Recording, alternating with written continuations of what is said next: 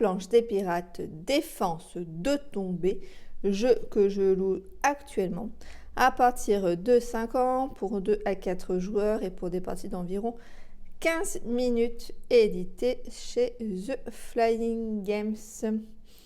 Donc c'est un jeu qui a été nommé à Cannes en 2023 et qui a reçu le Grand Prix du jouet également en 2023.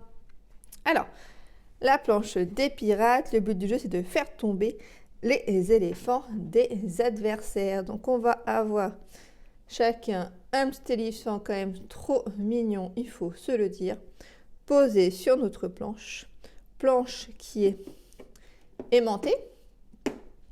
Et donc voilà, progressivement l'éléphant risque d'avancer et il va également avoir du poids supplémentaire qui va être mis au bout de sa planche, donc il y a un risque de chute. Donc comment cela se passe? Donc à chaque tour, le joueur actif va révéler une à jusqu'à 6 cartes qui représentent du coup des trésors. Donc on est basé sur la mécanique du stop ou encore. Donc si je choisis de m'arrêter à une seule carte, il ne se passe rien. Si je poursuis, que je m'arrête à 2 cartes, chaque joueur va devoir positionner un petit jeton en bois qui sont relativement de bonne qualité sur son éléphant. Évidemment, le joueur actif n'en pose pas. Si je continue, chaque joueur va en poser 2. Si je continue encore, il va en poser 3, etc., etc. Je peux tenter d'aller jusqu'au bout et si j'arrive à en révéler 6 qui sont totalement différents, je gagne du coup la partie.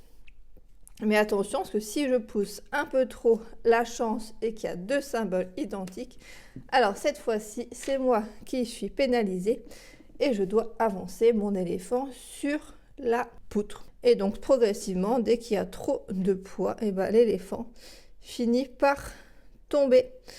Donc du coup, c'est la défaite. Donc dès qu'il y en a un qui tombe, il a perdu la partie et les autres du coup ont gagné. Hop, voilà. Donc c'est facile à mettre en place, ça, il n'y a pas de problème. À chaque tour, on reprend toutes les cartes qui ont été posées et puis on remélange pour qu'il y ait une équité entre les différents joueurs. Alors, ce que j'aime bien dans ce jeu, déjà, c'est souvent le cas sur les jeux enfants, c'est le matériel, mais là, c'est vraiment sympathique avec les petites figurines qui sont vraiment quand même trop mignonnes. Donc, il y a une couleur par éléphant, donc ça permet que chacun ait sa petite couleur de personnage.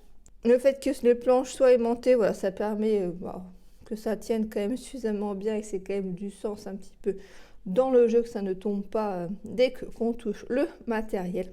J'aime bien le côté prise de risque et le fait que cela impacte tous les joueurs parce que souvent on va impacter un seul joueur. Là, si jamais je m'arrête à ce niveau-là, c'est tous autres joueurs qui vont devoir mettre 2 jetons sur leur planche et pas seulement un joueur.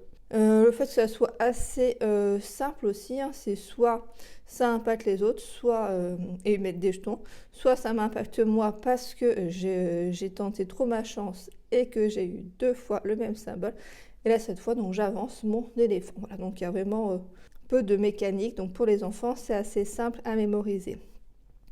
Après comme dans le côté de jeu de stop ou encore, j'aime un peu moins cette mécanique là pour l'instant en tout cas avec mon fils. Le fait qu'il y ait une partie un petit peu d'aléatoire, je suis moins fan, mais dans ce jeu, je trouve que ça tourne quand même relativement bien et puis un côté un petit peu assez ludique. Donc voici pour mon avis sur la planche des pirates.